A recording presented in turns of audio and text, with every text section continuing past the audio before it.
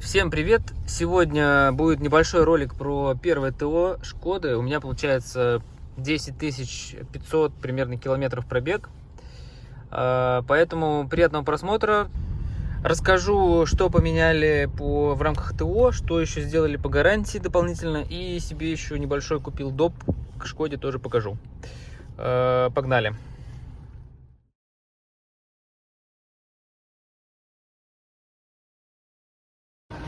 Ну вот, подняли машинку. Тут у нас всеми нелюбимая балка и так далее. Такие вот.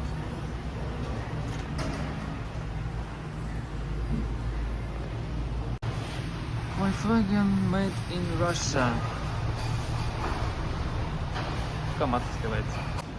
Есть какая-то защита, и за ней просто огромное количество мест. Интересно, что там должно быть защитой.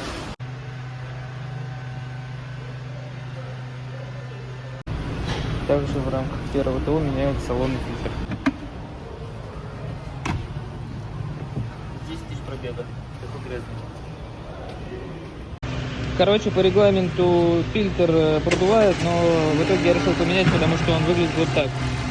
Не очень хорошо. Так что новый фильтр установлен. Заодно, в общем, решили обновить ПО, как в прошлый раз. Получается, мультимедиа и климат, все вместе обновляется, да? Получается, каждый раз, когда ты приезжаешь, твой ВИН-код вбивается в программу, и если есть обновление, то конкретно по твоему ВИН-коду скачивается софт. Поэтому, например, в прошлый раз я обновился в феврале, и мне ребята написали там на драйве, в комментариях, что у них версии другие, более новые, но, опять же, для каждой машины, видимо, своя версия идет, определенная, там, по каким-то параметрам определяется, и, соответственно, блоки обновляются не у всех одинаково. Так что посмотрим, что будет после обновления.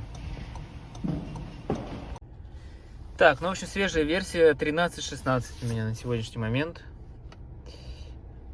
Так что посмотрим, будет ли какие-то изменения. Если что, сниму об этом еще одно видео. В общем, если у кого крышка стучит задняя и непонятно, что стучит, одно из решений — это замена вот этих вот упоров. Их тут можно поменять по гарантии. И вероятность, что стучать будет меньше, сказали, это все уйдет, но я еще не проверял, поэтому хз. В общем, решили заодно махнуть эти упоры. Пускай будут новые. Старые, вот новые. Кроме этого, еще проверили колодки. Сказали, что еще до 30 тысяч проходят.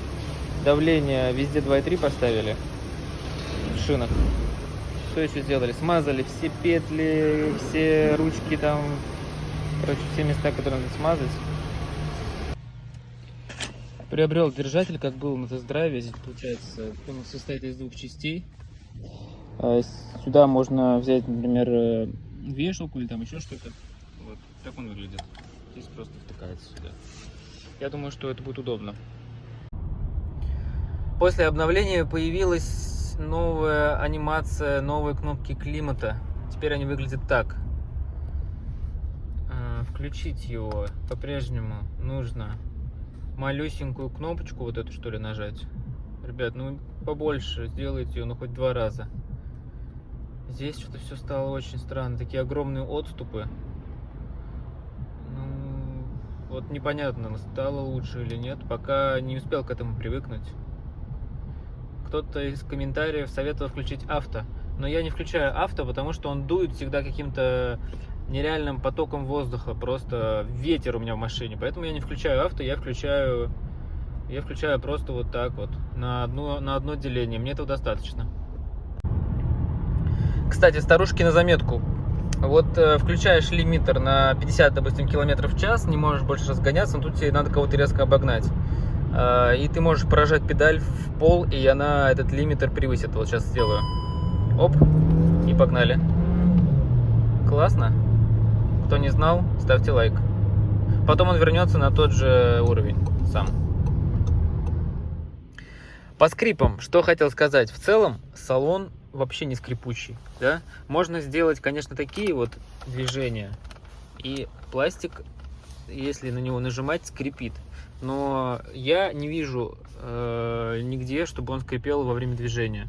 Кроме, конечно, задней крышки багажника, которая с этими упорами.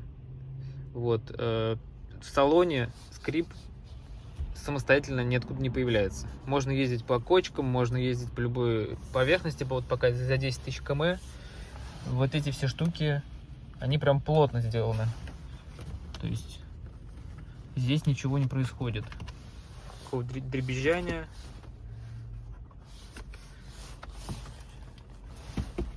Такое все добротное. Есть вот такие скрипы от тормозов. Не знаю, будет слышно или нет.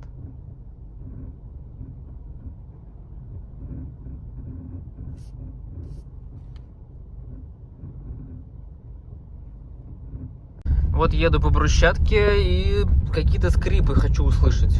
Тран-тан-тан. Ну, как-то не особо что-то скрипит. Закончилась брусчатка.